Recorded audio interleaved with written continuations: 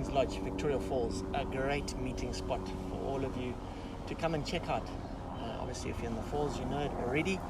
But I've got some fantastic people here with me today. They are on a journey in two tuk-tuks, from Kenya all the way to Cape Town. And I've actually just cottoned onto these guys as they came into Zimbabwe. I wish I'd been following them earlier, but I just love what they're churning out. You've got to follow them, and we'll display all of that on this video so that you can check it out. But let me introduce you to them. So we've got Josh here, okay, and we've got Ivo, and we've got Jasper, and they're going to be definitely doing most of the talking today. But first of all, if I could maybe start with you, Josh. Yeah. Can you just tell us a little bit of how this all came about? Wow, it is a long story. But essentially, when COVID kicked off, we all had our individual parameters that we were working in. I was in hospitality, Jasper was doing sculptures, Ivo was tutoring. And then when COVID hit, boom, it's like you have a full factory reset on what you can actually do. So I had to sort of think fast about what sort of thing I wanted to apply myself to whilst in this period of having sort of no purpose, I guess. Because when someone takes your job away, it's like, well, what am I actually going to do now? I had to think on feet. And the plan always was to like go into media creation at some point. And COVID was just this time. It's like, look, you've got a year now to do something, anything. If it's going to happen any time, it's going to happen now. So just went hardcore into media production, just trying anything to try and like tell a story and maybe try and like carve out a livelihood through that. And we got lucky. Had a video do very well on food waste. It's like black soldier flies and how they're consuming food waste. On an island I was working on in Indonesia, they were doing this out of the back of house. So I was making all these videos on like the beach and the snorkeling. No one cared about any of that. But I made this one video on maggots and it got 4.5 million views. And it was like, no way. People are interested in this stuff. And then me and Jasper, we've been traveling for like the past 9 years together. So we've always known we wanted to like go into some field together at some point. And when the media creation started going off, Jasper was in Kenya during COVID again, like a bit purposeless. And it was like, how do we get together and start creating stuff at the same time? So flew out to Kenya to be with the boys, started making stuff together, having ideas. And it was actually a Zimbabwean lady. We were trying to explain to her TikTok. And she's like, I think she's in her 50s or 60s. And she was like, so these tuk-tuks you're making, what are these tuk-tuks? Tell me more about them. And he was like, no, TikTok. We're making TikToks. And she was like, so you're going into these parks with these tuk-tuks and it's like, no, it's TikTok. We're making videos. And by the like 10th time she said it, it was like, right, tuk-tuks, fine. We'll go into tuk-tuks then. And we had a chat together. It was like, we had savings from our past jobs. And it was like, hang on a minute. This Zimbabwe lady, she might be onto something. Maybe we just pump all of the money that we have combined into buying these tuk-tuks as a sort of business investment and use them to tell the story of conservation outfits we meet along the way down, because we were very interested in wildlife rangers. And that way we can raise money by being insane and doing it in a tuk-tuk. So people are like, what are you guys doing in a tuk-tuk at the base of that volcano? And maybe we'll donate for Rangers, our charity, and at the same time be able to weave this storytelling in and out of it. So that was the basic concept of Tuk South, was to like raise money, tell stories to get people outside and help the wildlife rangers protecting these natural zones that we so appreciate. And it's like, how can we actually help protect that? So amazing. I say that's how and also clearly having a fantastic time whilst doing it. Yeah. Listening to some of your stories today, I'm going to get the guys in here to tell us a little bit about those. But Ivo, you and Jasper are brothers, right? Yeah. So we're talking about real brothers here. Yeah. Biological ones. We've known each other for a while, all my life, to be honest.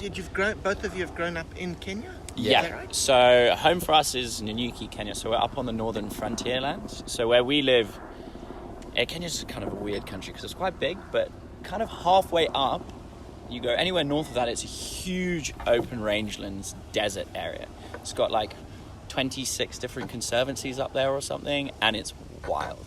Like, you can drive 3 hours from our house, you can be on a glacier in Mount Kenya, you can be in the highlands fishing for trout, you can be on a sand river in the desert, or you can genuinely be in the biggest desert lake in the world. It's a spot called Lake Turkana. So we've spent a lot of our life, I guess, and we even got Josh out a couple of times, a lot of our life has been spent in the bush around Kenya. We would make enough money, pack up the car, because this was before we realized the life hack of life hacks, which is drive a tuk-tuk, not a car.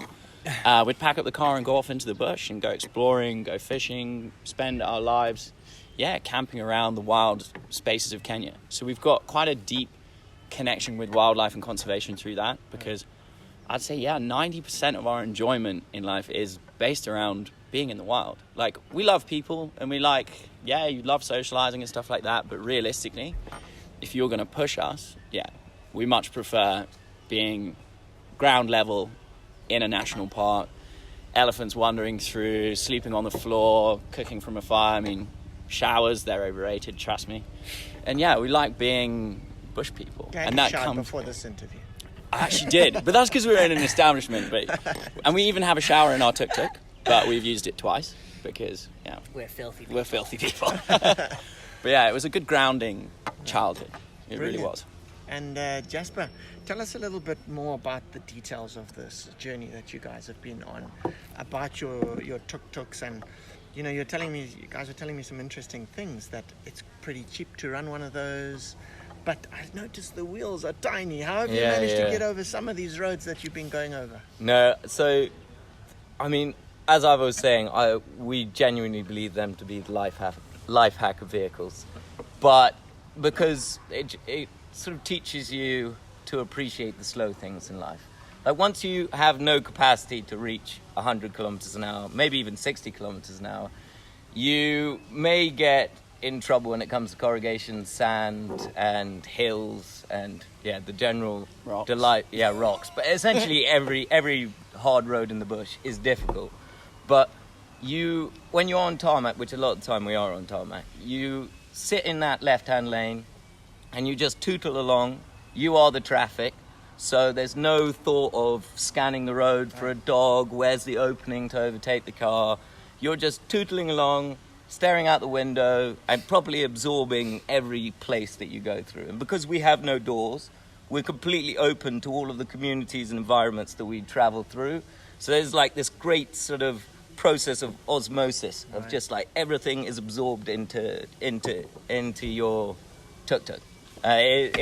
But there are the hardships, like sand is enemy number one probably. And we decided to take our tuk-tuks to the northern remote deserts of Tanzania, basically a place called Odonya Lengai, and that place is just all volcanic sand. So we spent a long and the thing is, it's like Sisyphus pushing his boulder. You push the tuk-tuk out, it will go for about 3-4 meters, then you're stuck in sand again and you're digging out, but it's all like the ingredients to create, like, you don't want everything to be too easy in life. And so at one point you got stuck in some serious mud. Who pulled you out of that? Oh, we pulled did. ourselves out of that. And it's always alternating tuk-tuks. One will get stuck, and then that will often be the one, the trailblazer. So we're like, that's a bad area of mud. So the other one will go around, you attach the tow hitch, and you just, this sort of constant cycle of towing the, like, alternative tuk-tuks. So the trick is not to get them both stuck. Yeah. But we have done that as well. Because deep mud sometimes. One of them's a van, and she's a bit big. She's called Princess Buttercup, and she's gorgeous. She holds our lives. She's got our solar system. But she falls into mud quite easily. So quite often we have them just tied together constantly. Big hills, mud, and when they both go in, it's difficult because you dig, but the other one's light. So 4 of us, you each grab behind a wheel and you lift. And you just shuffle a little bit and you can drop it and you can physically pick it up and move it. Wow. And it's the benefit. Try to do that with a Land Cruiser. Josh, how's it been coming out from the UK, obviously growing up there, and having these two guys who've grown up in Africa? Have they been an advantage, or have you just muscled your way and said, there's no ways? Massive advantage, because like growing up in the UK, so like my main thing was like getting red children's tucks. God, tuk-tuk's really on the brain. But children's books about like the wild, like elephants, lions, jungles, like coral reefs, like. And I'm living in this little house in the countryside of Cheshire, just like, there's worlds out there where elephants are like out and about, like they're just wandering around. And they used to take me every two times a week to Chester Zoo, and just let me run around. And that was like, just as a child, just obsessed with the concept that with these animals, I know zoos, obviously there's questions in there about ethics and everything, but for me as a kid, really implanted the seed in my brain, like I would really like to go and see these things where they actually come from one day. So when meeting Jasper at University in Manchester, and he was like, I'm from Kenya, I was like, no way, like he's actually from Kenya. And that was my like. That's awesome. And then Jasper flew me out. Like, well, didn't fly me out. I paid for it. But he was like, come and join me on an adventure. Joined him on a little adventure. Then he was like, come join me on a bigger adventure. Like, flew out with him and we did Lake Turkana in a Land Cruiser. Wow. But this is when like Lake Turkana in the northern parts of Kenya. It took us 3 weeks to get there. We were going over these volcanic boulders. We had to building our own roads. Running out of water the whole time. Running out of food. Got to the point where we ran out of all food. Had to buy 3 goats and slaughter them on the trip. I brought my Italian girlfriend from Manchester University at the time. I thought it was a holiday. Nope, we were there like slaughtering goats at the side of this lake and then stringing them up to make biltong. Because that goat's going to go off in 2 days. Right. So we were making biltong, and the whole time there was thinking process of like, is this real? Like, we are doing some hectic stuff right now. And just properly fell in love with the idea that you can still in this world live a feral existence and just be this, like, have that thin veneer of society just not be there at all. It's like, look, if you get injured right now, or if you don't make the right decision about the road you're going down, you have a breakdown here, you don't have food here, you don't have water here, you're going to be in serious trouble. And that's like, when do you feel like more alive in life than when you're on that proper edge of things could go really wrong here? So yeah, it's a very addictive feeling. Yeah, pretty amazing. And you guys are all late 20s? Yeah. Early Yeah. 30s? No, I'm No, about to late hit 20s. 30 in 3 weeks. Okay. So I'm just, this last 3 weeks of being a 20-something year old, I'm going to really squeeze it for all it's worth. And we haven't let, I mean, the girlfriend that you brought out, is she still with you? No, gone. That Was that it as trip, a result of yeah. eating goat pork? Yeah, bye. Like, thanks for bringing me into the northern Turkana desert, Josh, on my holiday. Yeah, so that fell by the wayside. Ivor, you talked about growing up in Africa and, how much that's meant to you. Conservation is something that you guys are close to, and you're raising funds for rangers who on the front line and literally putting their lives on the line every day to take care of biodiversity, but also the communities that live alongside them. Can you tell us a little bit about some of I see you've been working with rangers and North Rangelands Trust. And, I'm sure people are interested to hear a bit more about how conservation has become a part of this, but also how it's done up there in Kenya. Yeah, I mean, it's been Josh touched on it a little bit in his answer about when we were making those videos at the beginning and we were going into bush places. One of the things that we missed very slightly was COVID. COVID was great for us because it formed us. But what we realized when we were there is COVID had, obviously, tourism industry had shut down completely. So that was great for us in a way because we'd go into these national reserves and we had the place to ourselves. There was no one in there. And we'd be going around making these adventure videos. And then we started thinking, we're like, wow, it's eerie. If you've been in a national park, a busy one with nothing in it. We saw so we similar started things here, by the way. Yeah. I'm walking around Victoria Falls and there was no one else there. No one there. And so we started, it was just idle conversation because we like talking to rangers because they'll often point you in the right direction. If you go into a national park, talk to those guys. They're the guardians of that space. They know where everything is. They know all the cool spots. It's not on a map because they go around on their feet. They know everything. So we would chat to them every time we went in. And through conversations with that, we started to learn that it wasn't the lodges that were suffering. It wasn't them. They obviously were, but rangers were having a really, really tough time. The tourism had stopped, so the income had stopped for the parks. So what was their way of cutting costs? They cut the salaries of the wildlife rangers there. But can the wildlife rangers take a day off? No, because also the spillover effect that was coming into those parks, that feeds the local communities around them. That provides income in a multitude of ways. They had lost that. So local communities now surrounding these wildlife reserves had lost their jobs. They were hungry. And so what we saw was bushmeat poaching was skyrocketing. Ranger salaries halved, workloads tripled. And we were like, this is crazy. No one was talking about it. Everyone was saying, oh, it's so terrible for the luxury lodges that have had to close their doors, and that will the tourism industry ever recover? But on the ground, those guys are now working double, being paid, peanuts. And so we thought there was a story in this. We started making a little documentary on the effects of COVID on wildlife rangers. And through that, we chatted with them more and more and more. And we got to go on patrol with people in the Northern Rangelands Trust. And up in Kenya, it's a very interconnected anti-poaching network there. You have centralized joint operation command centers where they use a thing called Earth Ranger up there. And it's all becoming, you use it down here as well. And it's incredible piece of software, because we went and we looked at this big screen and it covers, the whole of North Kenya. And you just suddenly saw bushmeat poaching, illegal logging, and it was just full of these red marks. And that was all because of COVID. And it was very fascinating. And so we started filming that, and then through that connection, throughout our whole journey, we've actually been lucky enough to chat with different conservation outfits along the way and see how different people operate. Like in Kenya, we were with the Big Life Rangers, fantastic program. And they really think outside the box as to how they're going to do conservation there. It's not just throw a lot of money and chuck a fence up, which is great, and it works, I'm sure, but they're very much involved in the community. Like, we filmed a project there, absolutely fascinating. It was called the Predator Compensation Fund. But the local community there is the Maasai community. And they're very proud people. They're stuck to their tribal way of life. And they're very respected in the Kenyan community. And they use spears. They're pastoralists. So their livestock is their life. And what happens is when predators come in, and especially in the wet season or the dry season, like when things are a bit tough, predators can come in and wipe out parts of their herds. And always the historic response to this was, well, we'll go kill him. And so they would go with spears, and it's actually a rite of passage in Maasai communities for young men, Morans, to hunt lions with spears, not with guns, man. These guys go just with the spears, and they will take out, a lot of lion.